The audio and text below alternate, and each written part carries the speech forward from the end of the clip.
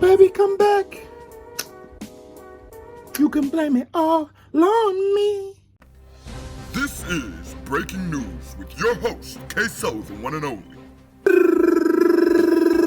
Breaking news. Joel Embiid says he misses Jimmy Butler and he's hurt that he left. I'm about to break it down. But before I get into it, hit that thumbs up button if you're new. Hey, hit that subscribe button. We are on the road to 3K. We on the way. 3,000 subscribers. Let's go. Now let's talk about it. Joel Embiid and Jimmy Butler started off with what appeared to be a love-hate relationship.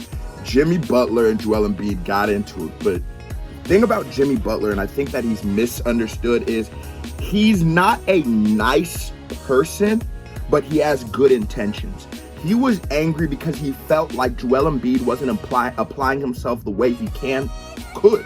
He even has came out and said, hey bro, after this all, hey bro, keep developing, keep playing hard, and keep showing the world you're the best player in the league. For a super competitive person like Jimmy Buckets, that is a lot to say about a nigga because he's saying you're better than me.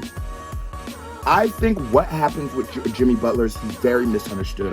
If you go back to his Minnesota days, he wanted to be on Minnesota. He wanted to play big minutes, and he has admitted that the beginning of the end was when he seen Andrew Wiggins get paid all that bread because he was like, first off, I'm not getting this check.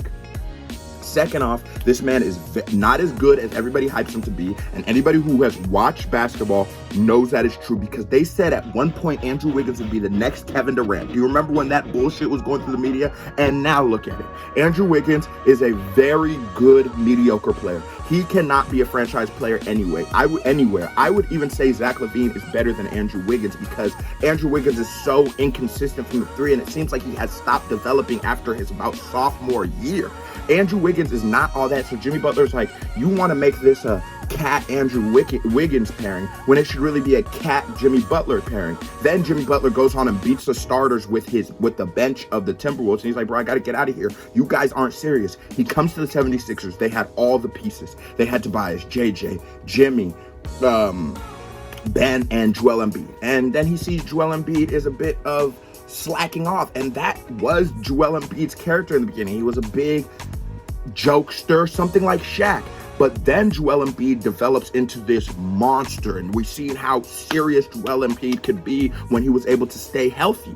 And Jimmy Butler loved that, but the thing about it was Jimmy Butler is a super competitor, and he wants to have his own team. On the 76ers, there's just too much star power. He can't be the focal point, but the 76ers definitely wanted him. Jimmy just wanted his own team, and he wanted to go to Miami, and I'm not mad at Jimmy about that because it wasn't a selfish thing. I mean, obviously, any decision you make for the betterment of you is selfish, but I don't think it was like I'm leaving the 76ers out high and dry. He knows they're still a great team. He knows they're still championship competitors. He just wants to compete.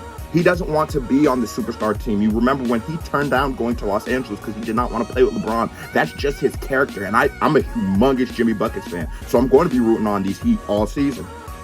The thing about it is, so after Joel Embiid said that he missed Jimmy Butler said, it's all right, bro. You still my dog. My dog, really, really my friend. Continue to prove to the world that you're the best player in the league.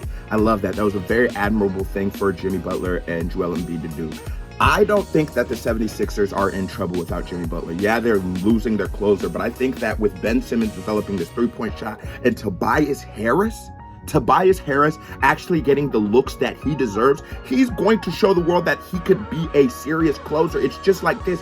He didn't need to close. Steph's points went down when he wasn't playing with Kevin Durant. And while he's had a little shaky beginning of this preseason, I think his numbers will go right back up to where they would have been. It's going to be more of a MVP look for Curry because this is what happens when two stars shine. Whichever one is accentuated more is going to be the shiniest. You know what I'm saying? When you put two great players together, whoever you want to shine more is going to shine, unless you get a D-Wade, LeBron James, where it's like these people are just two pantheon greats. That's for the culture. They're just such pantheon greats that there's nothing you can do that's going to stop one of them from balling. You can't stop him. But Look what happened to Chris Bosh. Chris Bosh wasn't Minnesota Chris Bosh that he used to be, or Raptors Chris Bosh, excuse me, that he used to be.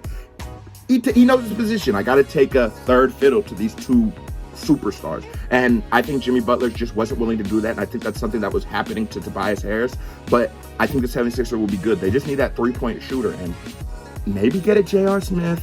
Maybe get a JJ's. I don't know who you could get.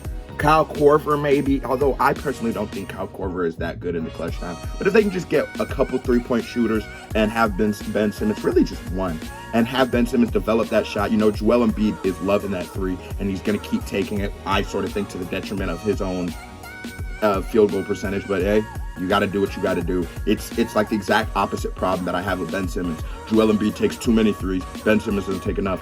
Mix it up a little bit.